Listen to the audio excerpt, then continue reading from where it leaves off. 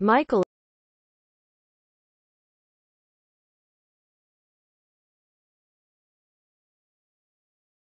Eves reports from Pyeongchang, South Korea, where the opening ceremonies for the Winter Games are underway. 1:56.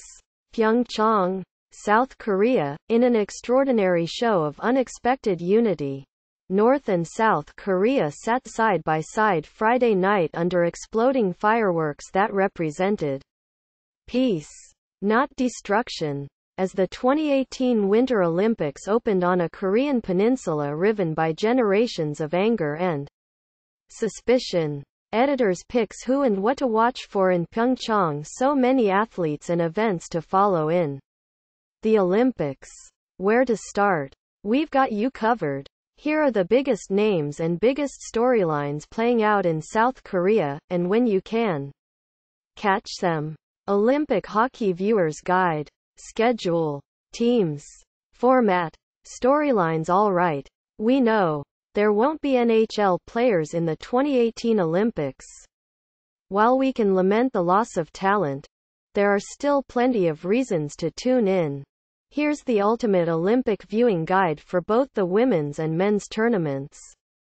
Winter Olympics 2018. Schedule. Results and coverage. Get the 2018 Pyeongchang schedule. News coverage and results on ESPN. 2 related. The sister of North Korea's leader, Kim Jong-un, shook hands with South Korean President Moon Jae-in while they watched an elaborate show of light, sound and human performance.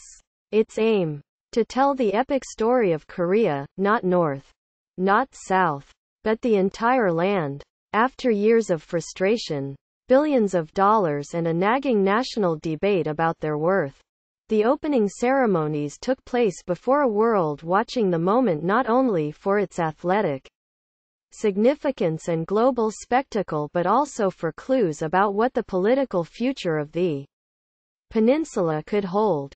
Then began the Olympic tradition that takes place at every Games, the march of athletes from the world's many nations, girded against a frigid Korean night and temperatures that dipped below freezing with biting winds.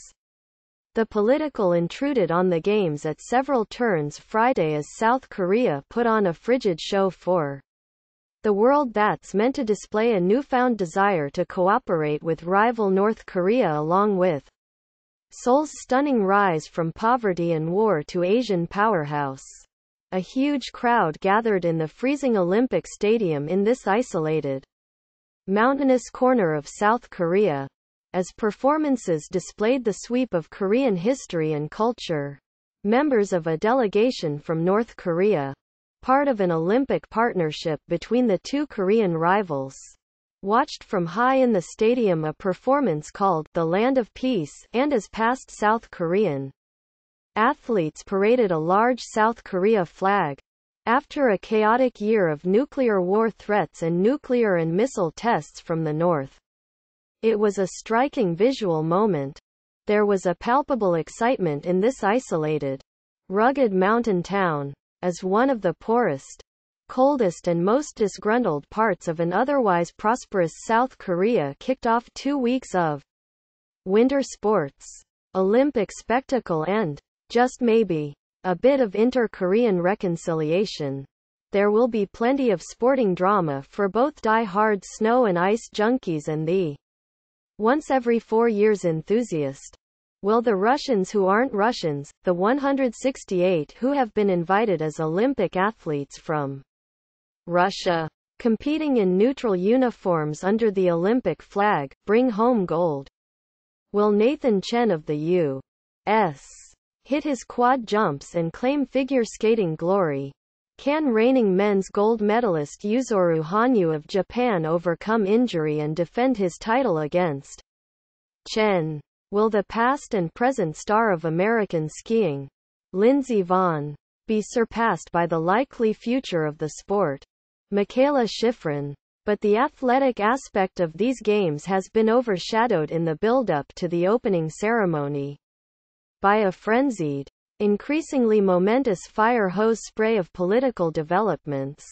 The rival Koreas, flirting with war just weeks ago, are suddenly making overtures toward the no longer quite so absurd notion of cooperation.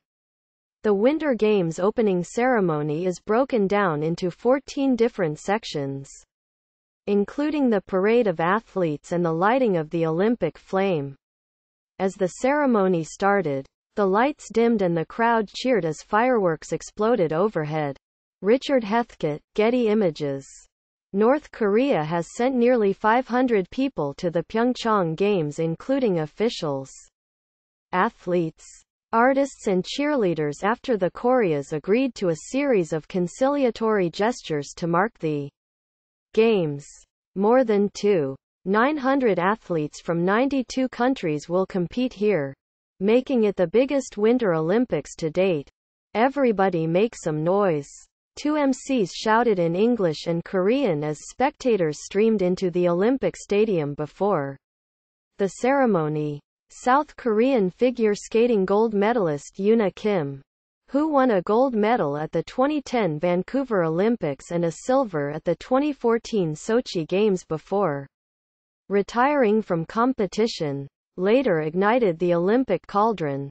She remains perhaps the country's most popular sports personality and has worked as a goodwill ambassador to promote the Pyeongchang Games.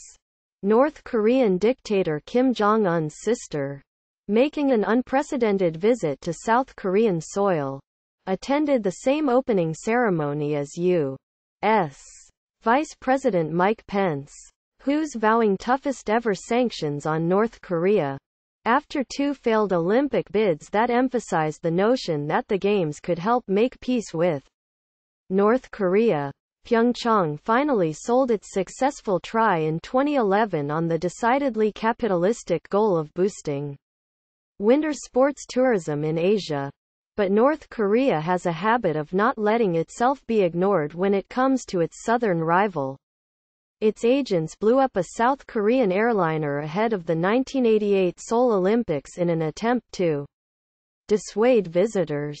Then, it boycotted its rival's Olympic debut on the world stage. A few years later, the discovery of the huge progress that Pyongyang, North Korea's capital, had been surreptitiously making on its nuclear programs plunged the Korean peninsula into crisis. It has only deepened over the years as the North closes in on the ability to field an arsenal of nukes that can hit U.S. cities. And so, with a little help from a liberal South Korean president eager to engage Pyongyang, the 2018 Pyeongchang Games open.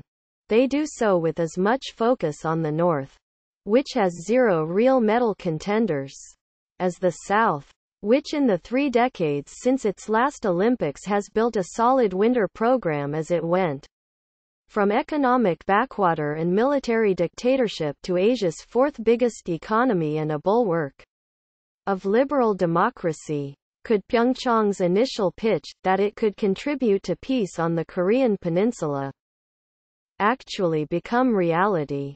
The opening ceremony will offer at least some hints about that.